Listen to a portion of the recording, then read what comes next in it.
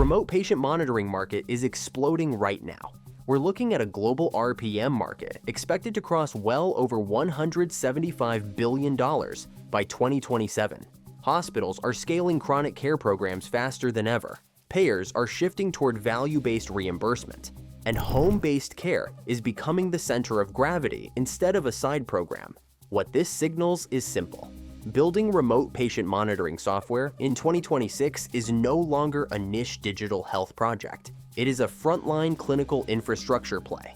If you're considering building remote patient monitoring software in 2026, this video will walk you through the complete development process. Stay tuned, because RPM is quickly becoming one of the most profitable, defensible, and clinically impactful products in digital health. Before getting into the steps of building an RPM platform, let's take a quick look at what makes remote patient monitoring so important today.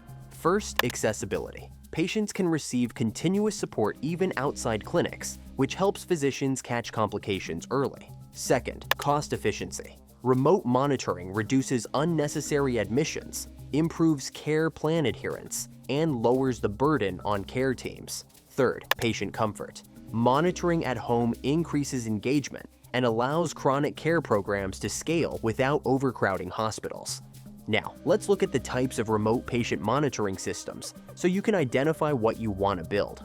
Some platforms focus on chronic conditions like hypertension, diabetes, COPD, and heart failure. These rely heavily on daily vitals such as blood pressure, glucose, weight, oxygen saturation, and activity levels.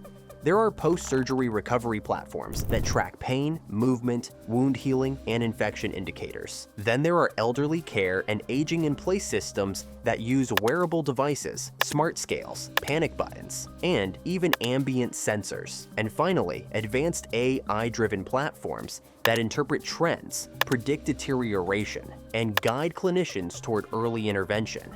Once you know the type of RPM system you want to build, you can start the development process.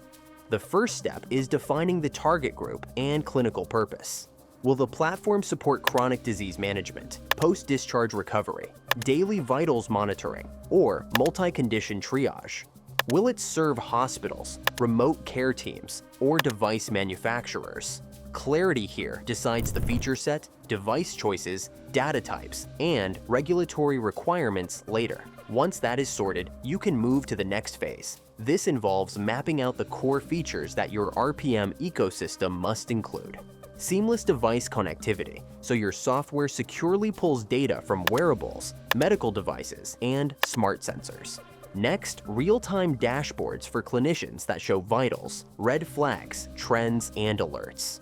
You will also need patient apps for daily check-ins, symptom logs, medication reminders, and educational content. It should also include automated alerts that notify doctors only when something clinically relevant happens, not every time a number fluctuates slightly. And yes, you'll need HIPAA grade security, audit trails, access controls, encryption, and complete data transparency. Then comes the technology stack. On the front end, frameworks like Flutter and React Native provide fast cross-platform development for patient apps, while dashboards for clinicians can be built with React or Vue. The backend usually runs on Node.js, Java, or Python because RPM systems depend on real-time ingestion, streaming, and analytics. Cloud services like AWS or Azure handle secure storage, processing, and device data pipelines. Databases like MongoDB or PostgreSQL store clinical parameters, vitals, and device logs, while encrypted cloud storage manages medical images, reports, and media. Most importantly, the system must support HL7, FHIR, and secure APIs, so the data flows into hospital EHRs like Epic and Cerner without friction. Then comes interface design.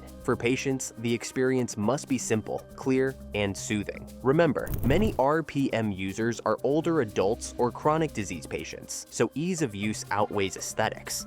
For clinicians, you need a command center where they can view trends, filter by patient priority, schedule telehealth sessions, or generate clinical reports. If the dashboard creates more work for them, the software won't survive long in real-world care settings. Once the interfaces are ready, you can move to testing. You need to test device connectivity in real environments, network fluctuations, sensor accuracy, data syncing, alert calibration, and load handling. Testing with real patients, nurses, and physicians is crucial because RPM success depends on workflow fit.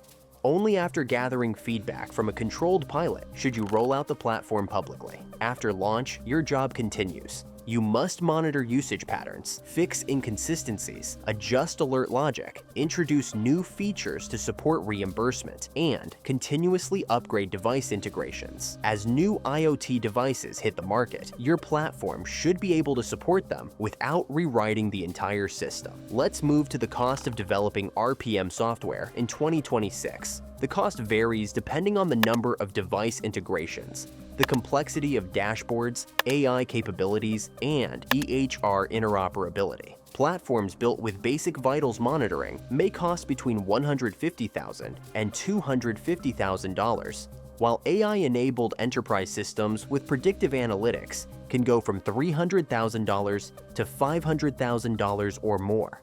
If you build separate apps for patients, clinicians, and admins, or if you require FDA-cleared device workflows, the cost will increase. Outsourcing development to experienced teams in Eastern Europe or South Asia can significantly reduce costs without compromising quality. Now that we've covered the cost, let's talk about how you can monetize an RPM platform. You can adopt a monthly subscription model where hospitals pay per patient per month. You can offer device rental or device as a service bundles. You can provide additional AI-based risk prediction modules as paid add-ons. You can partner with insurance companies and charge based on outcomes. Or you can create a white label model where clinics license your software under their own brand. Now that you understand the full process of building remote patient monitoring software, it's time to start planning your product. RPM is transforming healthcare at a speed we haven't seen in decades, and building a strong platform now positions you at the heart of this transformation. For expert guidance, you can always reach out to us. At Intellivon, our team brings over 10 years of experience building advanced healthcare platforms, IoT systems, AI engines, blockchain solutions, and enterprise-grade software. We've worked with clients like Gold's Gym, Mogo, BuzzTime, and hundreds more across North America, Europe, and Asia. If you're ready to build your RPM platform for 2026, connect with us and we'll help you bring it to life. Thanks for watching this video. See you in the next one.